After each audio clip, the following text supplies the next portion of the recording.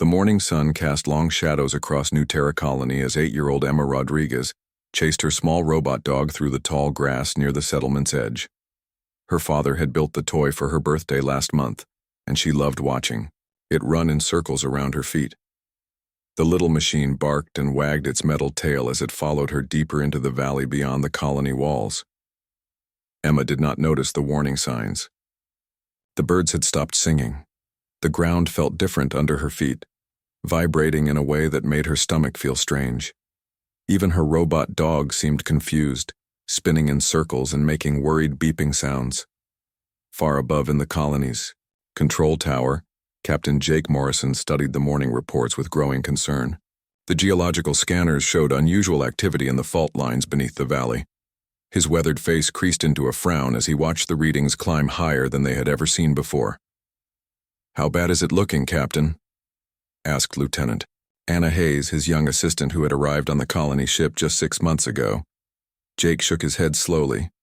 "I have seen readings like this before, back on Mars Colony 7, right before the big quake that killed 40 people." Down in the valley, Emma had stopped running. The robot dog sat perfectly still now, its sensors detecting something that made its programming freeze with alarm. Emma reached down to pick up her pet, but the ground beneath her feet suddenly shifted. The earthquake hit without any more warning.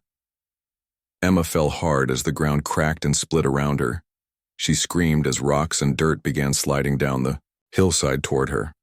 The robot dog flew from her hands and disappeared into the growing darkness of a crack that opened in the earth. Emma tried to run, but her small legs could not carry her fast enough. A wall of stone and soil crashed down on top of her. In the control tower, emergency alarms screamed their warnings throughout the colony. Jake Morrison grabbed his radio and began shouting orders to his security teams. Through the tower's windows, he could see huge clouds of dust rising from the valley where the landslide had occurred. "All units to the East Valley immediately," Jake called into his radio. "We have a major landslide. Search for survivors." Dr. Marcus Rodriguez was working in his laboratory when the ground shook so hard that test tubes fell from their shelves and shattered on the floor. He stumbled toward the window and saw the dust cloud rising from the direction where his daughter liked to play. His heart stopped beating for a moment. "Emma," he whispered. Marcus ran from his lab faster than he had ever run in his life. Other colonists were already gathering near the colony gates, staring at the destruction in the valley. The landslide had changed the entire landscape. Where there had once been gentle hills covered with grass, there was now a steep wall of broken rock and fallen trees. Jake Morrison arrived with his search teams just as Marcus reached the disaster site. The captain's face was grim as he studied the massive pile of debris that filled the valley. "My daughter was playing out here," Marcus said, his voice shaking. "She takes her robot dog for walks every morning." Jake nodded and immediately began directing his teams. They had equipment for small rescue operations, but nothing that could handle a landslide of this size. The rocks were too heavy for their machines to move, and the pile was too unstable for people to climb safely. "We need the heavy equipment from the mining station," Jake told his teams. "But that is 2 days away." Dr. Susan Phillips, the colony's chief medical officer, arrived with her emergency medical team. She took one look at the landslide and shook her head sadly. "Even if we find someone under there, they will not survive 2 days without medical help," she said quietly to Jake. Marcus heard her words and felt his world collapse. His wife had died in a transport accident 3 years ago.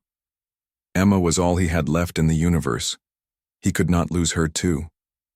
"There has to be something we can do," Marcus said desperately. "We cannot just give up." The rescue teams worked all morning and into the afternoon, but they could barely move the smallest rocks.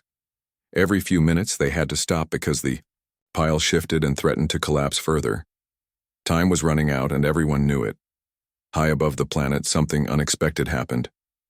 Commander Vell of the Valdorian research ship Peaceful Dawn had been studying the planet's geological activity for his scientific reports. The Valdorians were a peaceful species that traveled through space to learn about different worlds, but they never interfered with other civilizations. It was their most important law. Vell was tall and thin like all his people, with pale blue skin and large dark eyes that could see many different types of light. His science officer, Cree, sat at the sensor station monitoring the planet below. "Commander," Cree said softly, "the earthquake has trapped a small life form under the landslide." Vel looked at the sensor readings. The trapped creature was young and getting weaker every hour. Around the landslide, other life forms were trying desperately to rescue their companion, but their primitive tools were not strong enough. "It is not our concern," Vel said, repeating the words he had been taught since childhood. "We do not interfere with other species." But Cree continued to monitor the situation. "Commander, the small one will not survive much longer. The others are becoming very distressed." Vel tried to focus on his other work, but he could not stop thinking about the readings on Cree's screen. He had never seen such desperate rescue efforts before. These creatures clearly cared deeply for each other. As the afternoon wore on, the life signs from the trapped being grew weaker. "Commander," Cree said urgently, "if we do not act soon, it will be too late." Vel stared at his view screen, watching the tiny figures far below as they worked frantically to move rocks that were far too heavy for them. He thought about his own childhood, about how his parents had always taught him that all life was precious. The Valdorian commander made a decision that would change everything. "Prepare the transport beam," Vel ordered, "and ready the medical bay." "But Commander, the interference laws." "Sometimes," Vel said quietly, "there are things more important than laws." The rescue began immediately. The blue light from the Valdorian transport beam filled the valley like magic. Marcus Rodriguez watched in amazement as rocks and dirt simply disappeared around his daughter. Emma's small body appeared floating in the gentle light, unconscious, but breathing. Captain Jake Morrison had never seen anything like it in his 20 years of military service. The alien technology was beyond anything humans had ever imagined. Within minutes, Emma was safely aboard the Valdorian ship, and the advanced medical systems were healing her broken bones and internal injuries. "She will be perfectly healthy," Commander Vel told the humans through the communication system. His voice was calm and kind. "We have repaired all damage to her body." Dr. Marcus Rodriguez wept with relief and gratitude. His daughter was alive. The aliens had saved her when human technology had failed completely. But far across space on the Valdorian homeworld, the High Council was already learning about what had happened. Supreme Leader Tara received the emergency report in her crystal tower that overlooked the capital city. Her pale blue face turned darker with anger as she read the details of Commander Vel's actions. "He did what?" she asked her aide. "Council Member Mira." "He violated the Prime Directive, Supreme Leader. He interfered with a primitive species to save one of their young." Tara stood and walked to her window. Below her, millions of Valdorians went about their peaceful lives in the beautiful city. For thousands of years, their civilization had survived by avoiding contact with other species. They had learned from painful history that interference always led to problems. "Send an immediate recall order to Commander Vel," Tara commanded. "He and his entire crew are to return home for trial." On New Terra Colony, Emma woke up in the medical center feeling better than she had ever felt in her life. Her father sat beside her bed holding her hand and smiling through his tears. "The aliens saved you, sweetheart," Marcus told her. "They used their special technology to fix everything that was hurt." Emma looked around the room with curious eyes. Everything seemed brighter and clearer than before. She could hear electrical sounds from the machines that she had never noticed before. Something had changed inside her, but she was too young to understand what it meant. Dr. Susan Phillips examined Emma and found something remarkable. Not only had the Valdorians healed all her injuries, but they had improved her body in small ways. Her bones were stronger, her muscles more efficient, and her brain showed unusual new activity patterns. "This is incredible," Susan told Marcus privately. "Their medical technology is centuries ahead of ours. Emma is not just healed, she is actually better than before." Meanwhile, Captain Jake Morrison was trying to communicate with the Valdorian ship to thank them properly. But Commander Vel's responses were becoming shorter and more worried. "We must leave soon," Vel finally told Jake. "We have been ordered to return home. What we did today was against our laws." Jake felt confused and angry. "You saved a child's life. How can that be wrong?" "Our people believe that contact with other species causes problems," Vel explained sadly. We are supposed to observe but never interfere, no matter what happens.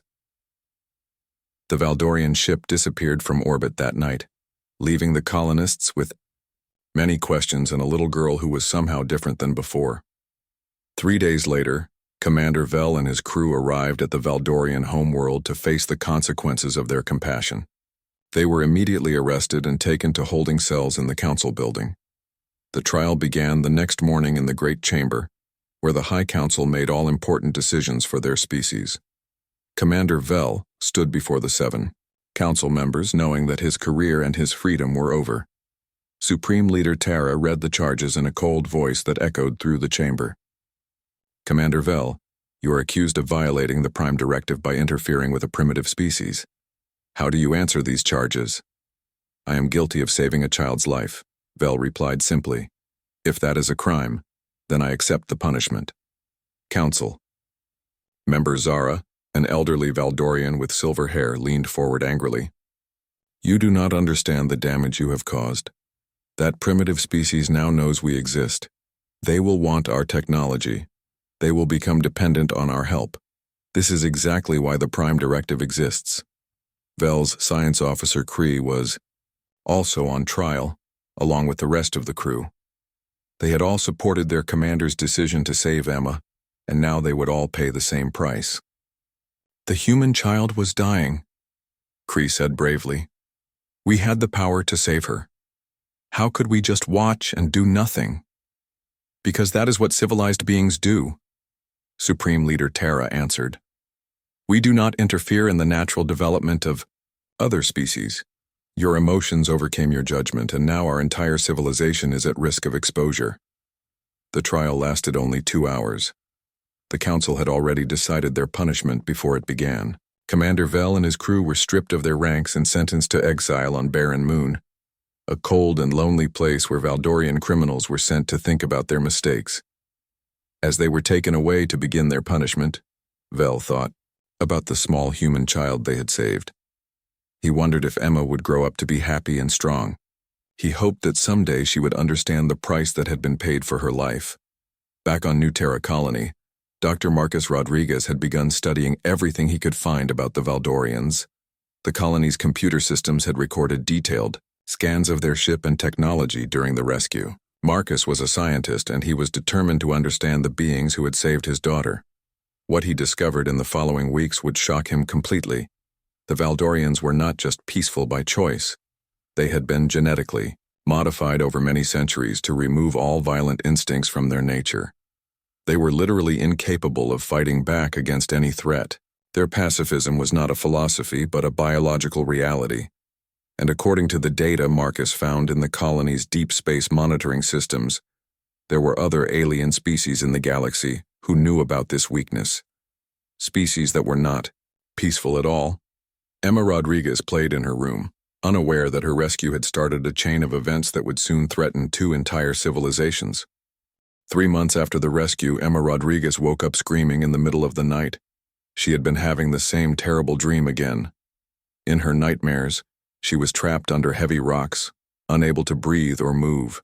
But then blue lights would come to save her, and she would see the kind faces of her alien rescuers. Dr. Marcus Rodriguez rushed into his daughter's room and held her close until she stopped shaking. This happened almost every night now. The doctors said it was normal for someone who had been through such a frightening experience. But Emma's nightmares were not the only strange thing happening to her. During the day, she could hear sounds that other people could not hear. She knew when the power generator in the colony was running low before the warning lights came on. She could tell when someone's communication device was about to break. Sometimes she would point to empty air and say she could see pretty colors that danced and moved. Dr. Susan Phillips examined Emma every week and found more unusual changes each time. The girl's brain activity was unlike anything she had ever seen in humans. Emma's nervous system seemed to be developing new pathways that should not exist. I think the Valdorian medical technology did more than just heal her, Susan told Marcus during one of their private meetings. It changed her in ways we do not understand yet. Marcus had been spending all his free time studying the data they had collected about the Valdorians. What he had discovered kept him awake at night with worry. The gentle aliens who had saved his daughter were in terrible danger, and they probably did not even know it. "Susan, I need to show you something," Marcus said, leading her to his laboratory. He had covered the walls with charts and graphs that showed deep space monitoring data from the past 5 years. "What am I looking at?" Susan asked, studying the complex displays. "Evidence of a genocide," Marcus replied grimly. "Look at these, patrol routes from the Krellian Empire. They have been systematically attacking Valdorian colonies for years. The attacks are always far from Valdorian space where no one will notice." Susan stared at the data in shock. The Krellians were known to humans as a militaristic species that conquered weaker civilizations. But no one had realized they were slowly destroying the peaceful Valdorians. "How many colonies have been lost?" Susan asked. "At least 12 in the past 2 years, Marcus answered. "And the Valdorians cannot fight back. Their genetic modifications make it impossible for them to defend themselves." Captain Jake Morrison arrived at Marcus's laboratory just as the doctor was explaining his discoveries to Susan. Jake had been investigating the Valdorian situation on his own, using his military contacts to gather intelligence about alien activities in their region of space. "It is worse than you think," Jake told them, spreading out his own reports on Marcus's desk. "I have been talking to Admiral Tom Bradley at Defense Fleet Command. The Krellians are not just attacking random colonies. They are working toward something bigger." Jake pointed to a map that showed Krellian fleet movements over the past year. The pattern was clear and frightening. The aliens were slowly surrounding Valdorian space, cutting off their escape routes and isolating their homeworld. "They are preparing for a final assault on the Valdorian home system," Jake explained. "When they attack, there will be nowhere for the survivors to run." Marcus felt sick as he realized what this meant. Commander Vel and his crew were imprisoned on a moon somewhere in Valdorian space. When the Krellians attacked, those brave aliens who had saved Emma would be killed along with billions of their people. "We have to warn them," Marcus said desperately. "Warn them about what?" Jake replied. "They already know the Krellians are their enemies. The problem is they cannot do anything about it. Their genetic pacifism makes them helpless." That evening, Marcus sat with Emma as she played with her robot dog, which the colony engineers had repaired after the landslide. He watched his daughter's face light up with joy as the mechanical pet chased a ball around their living room. Emma suddenly stopped playing and looked directly at her father, with serious eyes that seemed too old for her young face. "Daddy, the blue light people are in trouble, are they not?" she asked quietly. Marcus was startled. He had never told Emma about the Valdorians' dangerous situation. "How did you know that, sweetheart?" "I can feel their sadness," Emma replied, simply. "It comes from far away, but I can feel it in my head. They are scared and alone." Marcus realized that Emma's connection to Valdorian technology went deeper than anyone had understood. The medical systems that had saved her life had also created a link between her mind and their people. The next morning, Marcus called an emergency meeting of the Colony Council. Mayor Beth Williams gathered all the senior officials in the council chamber to hear what Marcus had discovered. "The aliens who saved Emma are facing extinction," Marcus told the assembled leaders. "We are probably the only humans who know about it, and we might be their only hope for survival." Some council members thought Marcus was being too emotional about the situation. Councilman Robert Hayes argued that humans had enough problems without getting involved in alien conflicts. "These creatures helped us once," Robert said. "That does not mean we owe them our lives in return. We are just one small colony. What can we possibly do against an entire empire?" But Mayor Williams had already made up her mind. She had been there when Emma was trapped under the rocks. She had seen the desperation on Marcus's face and the relief when the Valdorians saved his daughter. "They risked everything to save one of our children," Beth said firmly. "The least we can do is try to help them in return." Captain Jake Morrison stood up and looked around the room at his fellow colonists. "I have already contacted Admiral Bradley at Defense Fleet Command. If we decide to help the Valdorians, we will not be doing it alone." The vote was not even close.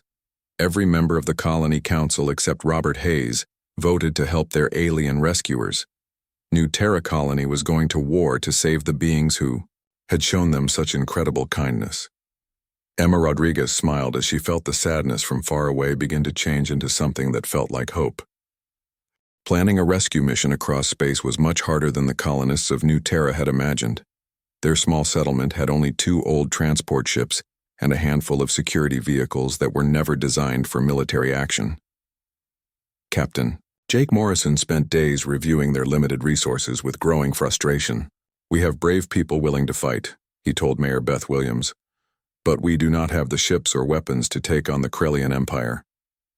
Meanwhile, Dr. Marcus Rodriguez was making discoveries that gave him both hope and fear. Emma's strange, new abilities were growing stronger every day. She could now interface directly with any electronic device just by touching it. When she placed her hands on the colony's communication system, she could somehow boost its power enough to reach distant star systems. "Show me again, sweetheart," Marcus said gently as Emma sat in front of the main computer terminal in his laboratory. Emma placed her small hands on the control panel, and immediately the screens came alive with information that should have been impossible to access. Data flowed through the system at incredible speeds, and Emma's eyes glowed with a faint blue light that reminded Marcus of Valdorian technology. "I can hear them, Daddy," Emma said softly. "The blue light people are very far away, but I can hear them calling for help." Dr. Susan Phillips monitored Emma's vital signs during these sessions and found readings that amazed her. Emma's brain was processing information faster than any human computer. The Valdorian medical systems had not just healed her body, they had enhanced her mind in ways that made her a bridge between human and alien technology. 3 weeks after the Colony Council's vote to help the Valdorians, Admiral Tom Bradley arrived at New Terra Colony with a small fleet of Defense Force ships. The Admiral was a tall, serious man with gray hair and tired eyes who had spent his career preparing for humanity's first major contact with hostile aliens. "Captain Morrison," Admiral Bradley said as he reviewed their situation, "Your colony, Council has volunteered for what might be the most dangerous mission in human history." Jake nodded grimly. "We understand the risks, sir, but these aliens saved one of our children when they could have just watched her die. We cannot abandon them now." Admiral Bradley had brought 3 warships and 200 Marines, but even that force seemed small compared to what they would face. The Krellian Empire controlled dozens of star systems and had been expanding their territory for centuries through conquest and violence. "The good news," Admiral Bradley explained to the colony leaders, "is that the Krellians do not expect any resistance. They think the Valdorians are completely helpless and they do not know that humans exist yet."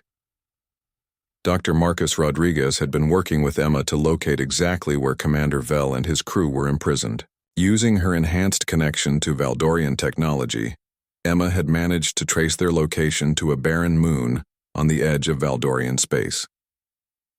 "It is called Punishment Rock," Emma told them during a briefing session. "The blue light people send their criminals there to think about what they did wrong. It is very cold and lonely." Admiral Bradley studied the tactical information that Emma's abilities had provided. The prison moon was lightly guarded because the Valdorians had never attempted a rescue mission in their entire history. Their genetic pacifism made such violent action impossible for them to even consider. "This might actually work," Admiral Bradley admitted. "If we can get there before the Krellians attack the main Valdorian systems, we can free the prisoners and offer them a choice." "What kind of choice?" Marcus asked. Admiral Bradley looked uncomfortable as he explained. "Dr. Rodriguez, your research suggests that Valdorian genetic pacifism could be temporarily suppressed with the right medical treatment. We would be offering them the ability to fight back against their enemies." The moral implications of this plan troubled everyone involved. The humans would essentially be asking the Valdorians to give up a fundamental part of their nature in order to survive. "Is that really our decision to make?" Mayor Beth Williams asked during one of their planning sessions. "No," Marcus replied, "but we can give them the option to make that choice for themselves." As preparations for the rescue mission continued, Emma spent more time each day connected to the colony's communication systems. She had discovered that she could actually speak directly with Commander Vell and the other imprisoned Valdorians across the vast distance of space.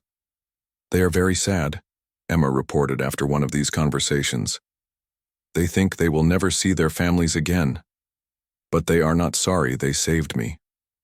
Commander Vel's voice came through the communication system with a quality that sounded almost magical to human ears. Young Emma Rodriguez, he said gently, we are honored that you can speak with us across the stars. But you should not risk your people to help us. We accepted our punishment willingly. That is not fair, Emma replied with the simple honesty of a child. You saved my life, now we want to save yours. The rescue fleet consisted of Admiral Bradley's 3 warships, the 2 colony transport ships, and a modified medical vessel that Dr. Rodriguez and Dr. Phillips had equipped with experimental equipment for treating Valdorian genetics. Jake Morrison had been promoted to colonel and given command of the ground forces that would assault the prison moon.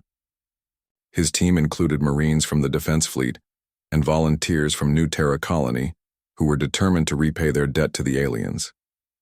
Emma wanted to come on the mission, but her father absolutely refused to let her leave the safety of the colony. However, she would be essential to the mission's success. Her ability to interface with Valdorian technology meant she could disable their security systems remotely and guide the rescue teams to the exact location of the prisoners. On the day before departure, Emma sat with her father in their living room and asked him a question that had been troubling her for weeks.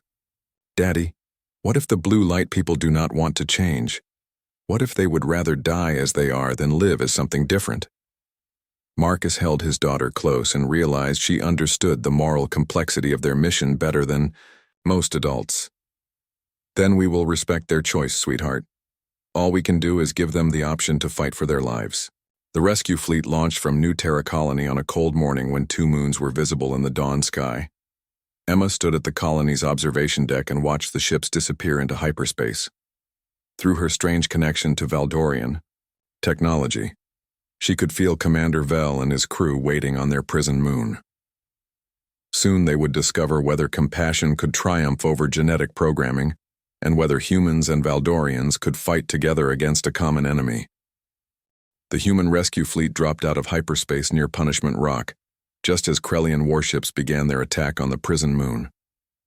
Colonel Jake Morrison watched through his ship's view screen as red laser beams tore across the barren surface where Commander Vel and his crew were imprisoned. They are not here to rescue the prisoners, Admiral Bradley realized grimly. They are here to eliminate witnesses before they attack the Valdorian homeworld. The Krellians were a species that looked like giant insects with armored shells and multiple arms.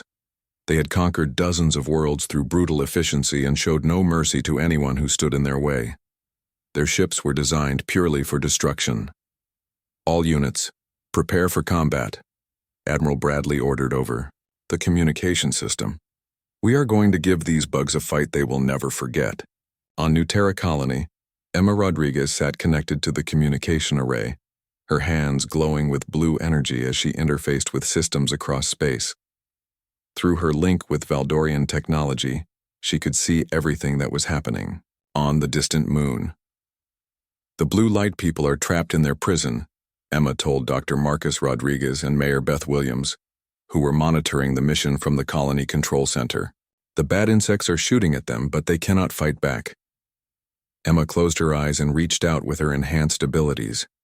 Across the vast distance of space, she began to disable the electronic locks and security barriers that kept the Valdorian prisoners trapped in their cells.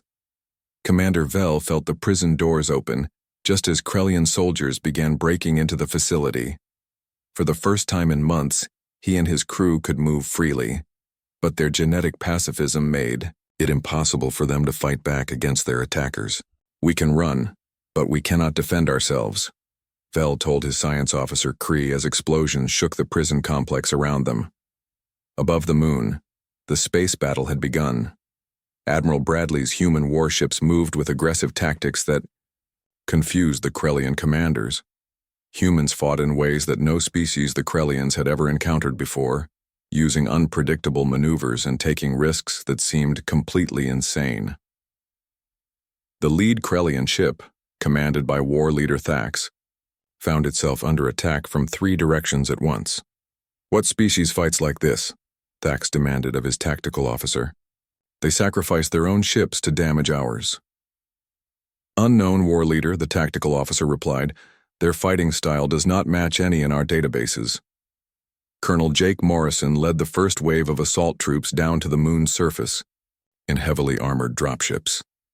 The Marines had trained for this mission, but fighting alien enemies on an unknown world was terrifying even for experienced soldiers. Remember, Jake told his troops over their helmet radios, we are here to rescue our friends. The Valdorians cannot defend themselves, so we have to do it for them. The human ground forces hit the Krellian soldiers with overwhelming firepower and tactical coordination. The insect-like aliens were skilled fighters, but they had never faced enemies who combined advanced technology with desperate determination. Dr. Susan Phillips piloted the modified medical ship through the battle, trying to reach the prison complex where Commander Vell and his crew were hiding from the fighting. She had the experimental genetic treatment that could temporarily suppress Valdorian pacifism, but only if she could get to them alive. Inside the prison facility, Commander Vell and his crew huddled in a storage room as the battle raged around them.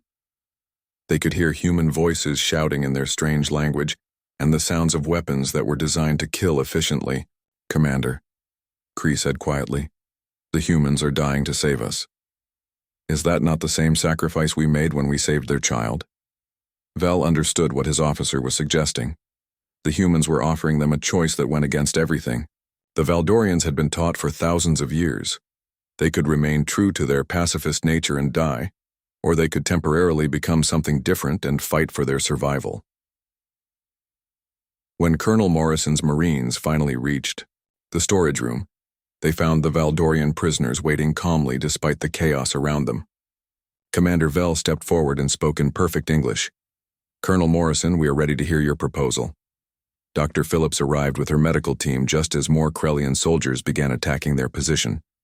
She quickly explained the genetic treatment while Marines held defensive positions around them. This will suppress your pacifist programming for approximately 6 hours, Susan told Commander Vell. During that time, you will be capable of violence. The question is whether you are willing to become something your people have never been. Vell looked at his crew members. They had already been exiled from Valdorian society for saving Emma Rodriguez. Now they faced a choice between death as pacifists or survival as temporary warriors. If we do not fight now, Vell said slowly, the Krellians will destroy our homeworld and kill billions of our people. Our genetic purity will not matter if our entire species is extinct. One by one, the Valdorian prisoners agreed to take the treatment. Dr. Phillips administered the genetic suppression therapy, while human Marines continued to fight off Krellian attacks. The transformation was immediate and shocking. For the first time in their lives, Commander Vell and his crew felt anger, aggression, and the desire to fight back against their enemies. The genetic modifications that had made their species peaceful for centuries were temporarily disabled. This feels very strange, Kree said as he picked up a fallen Krellian weapon. I want to hurt the creatures that have been killing our people. Vell nodded grimly. Then let us learn what it means to be warriors. The battle turned dramatically when the Valdorians began fighting alongside the humans. Their advanced knowledge of technology combined with their newfound ability to use it aggressively created weapons and tactics that the Krellians could not counter. Working together, human Marines and temporary Valdorian warriors fought their way through the prison complex and back to the rescue ships. Above them, Admiral Bradley's fleet had gained the upper hand in the space battle. War leader Thax watched his ships being destroyed by an enemy he did not understand.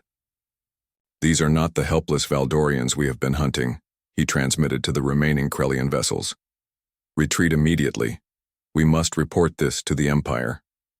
As the human Valdorian force evacuated from Punishment Rock, Colonel Morrison looked at Commander Vell and saw something that had never existed before in the galaxy. The Valdorian's eyes showed both the wisdom of a peaceful species and the determination of a warrior race. How do you feel? Jake asked. Different, Vell replied honestly. And perhaps that is exactly what our people need to be. The rescue mission had succeeded, but the cost was heavy.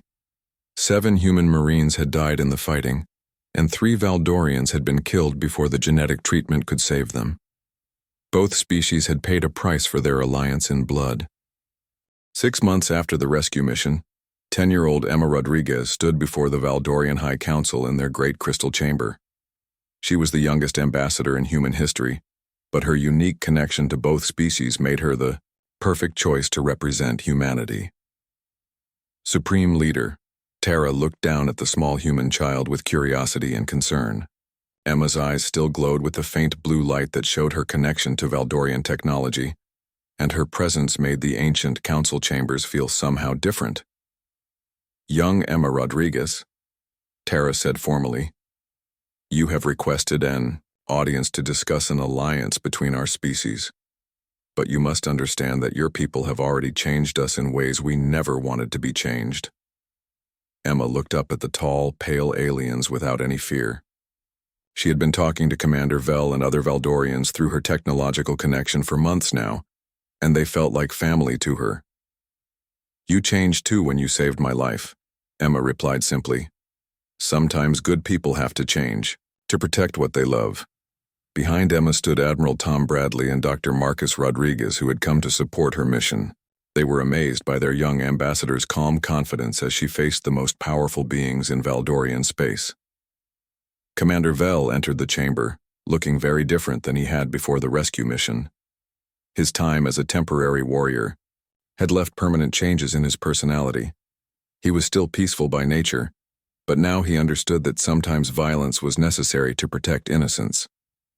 Supreme Leader, Vel said respectfully, the humans proved that they are willing to die for us, just as we were willing to be punished for saving one of their children.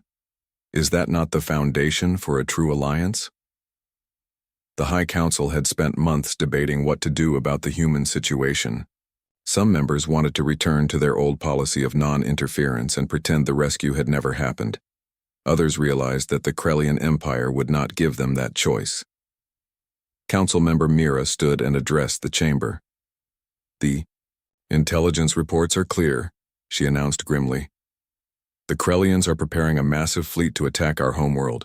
They believe we are still helpless pacifists who cannot defend ourselves. Emma stepped forward and placed her small hand on the crystal podium that amplified voices throughout the chamber. Immediately, holographic displays appeared, showing Krellian fleet movements that human and Valdorian intelligence had gathered together. The bad insects have 60 big ships coming toward your home, Emma explained, her young voice carrying clearly through the chamber. But they do not know that humans and blue light people can fight together now. Dr. Rodriguez had been working with Valdorian scientists to develop new versions of the genetic treatment that Commander Vel's team had used. The improved therapy could temporarily suppress pacifist programming without the psychological trauma that the first version had caused. We are not asking you to become a warrior species, Marcus explained to the council. We are offering you the choice to defend yourselves when your survival depends on it. Supreme Leader Tara looked at Emma with ancient, wise eyes. Child, do you understand what you are asking of us? For thousands of years, our people have defined themselves by our refusal to harm others. You want us to abandon our most sacred beliefs. No, Emma replied, shaking her head firmly. You can still be good people who do not want to hurt anyone. But when bad people try to hurt your families, you should be able to stop them. The debate continued for hours, but Emma's simple logic was hard to argue against. The Valdorians had tried absolute pacifism for millennia, and it had brought them to the edge of extinction. Perhaps it was time to try something different. Tiukyo. Vote was close, but the council finally agreed to a defensive alliance with humanity. They would accept the genetic treatments and fight alongside human forces, but only to protect their own people and other innocent species. 3 weeks later, the combined human-Valdorian fleet met the Krellian invasion force in the asteroid belt, outside the Valdorian home system. War leader Thax commanded the largest military force the Krellian Empire had ever assembled, confident that he could crush the peaceful aliens once and for all. Begin the attack, Thax ordered as his 60 warships moved toward their targets. Destroy every Valdorian vessel and prepare to bombard their homeworld. What happened next shocked the Krellian commander completely. Instead of fleeing or surrendering, as they had always done before, the Valdorian ships turned to fight. Worse yet, they were joined by the strange human vessels that had interfered with his forces at the prison moon. Admiral Bradley commanded the human fleet with tactical brilliance, using asteroid cover and surprise attacks to maximum advantage. But it was the Valdorians who provided the real surprises. Their advanced technology, finally used for military purposes, created weapons that the Krellians could not understand or defend against. Commander Vel piloted his new warship, the Peaceful Warrior, with skills that combined Valdorian technological mastery with human tactical aggression. The temporary genetic treatment allowed him to fight with efficiency and determination while still maintaining his core compassion for innocent life. Target only their weapons and engines, Vel instructed his crew. We will disable their ships, but we do not need to kill unnecessarily. The battle lasted 6 hours and ended with complete victory for the human-Valdorian alliance. 40 Krellian ships were disabled or destroyed, and war leader Thax was forced to surrender with the remainder of his fleet. But the real victory came when Thax was brought before Admiral Bradley and Commander Vel. The Krellian commander expected to be tortured or executed according to his people's customs. Instead, the Allies offered him medical treatment for his injuries and safe passage home with a message for the Krellian Empire. Tell your leaders that the Valdorians are no longer defenseless, Admiral Bradley said firmly, and tell them that humanity will defend our allies against any aggressor. Thax stared at his captors in confusion. You spare my life even though I came here to destroy your worlds? This makes no sense. Commander Vel stepped forward, his temporary warrior modification still active but controlled by his underlying compassionate nature. It makes perfect sense, he replied. We fought to protect our people, not to seek revenge. Your life has value even though your actions were wrong. Back on New Terra Colony, Emma Rodriguez watched the victory celebration through her connection to the communication networks. She could feel the joy and relief of both human and Valdorian people across space as they realized they were safe. Dr. Marcus Rodriguez found his daughter sitting in her favorite spot overlooking the valley, where she had nearly died almost a year ago. The memorial they had built for the Marines who died in the rescue mission stood nearby, with flowers that the colonists brought there every day. How are you feeling, sweetheart? Marcus asked as he sat beside Emma. Happy and sad at the same time, Emma replied thoughtfully. I am happy that the blue light people are safe now, but sad that good people had to die to make it happen. Marcus nodded, understanding exactly what his daughter meant. The alliance between humans and Valdorians had saved both species from extinction, but it had come at a cost that neither would ever forget. Emma stood and walked to the memorial, placing a small bouquet of flowers beside the stone marker. The inscription read, "For those who proved that saving one life can save 2 civilizations." Commander Vel's voice reached them through the communication system, transmitted across the vast distance between worlds. Emma Rodriguez, he said gently, thank you for teaching us that sometimes the greatest act of love is learning when to fight. Emma smiled as she felt the warm gratitude of millions of Valdorians who were alive because humans had been willing to risk everything for strangers. The alliance that had begun with the rescue of one human child had grown into something that would protect countless innocent lives across the galaxy. As the sun set over New Terra Colony, Emma looked up at the stars and knew that somewhere among them human and Valdorian children were growing up in a universe that was a little bit safer, because people had chosen to care about each other across the boundaries of species and space.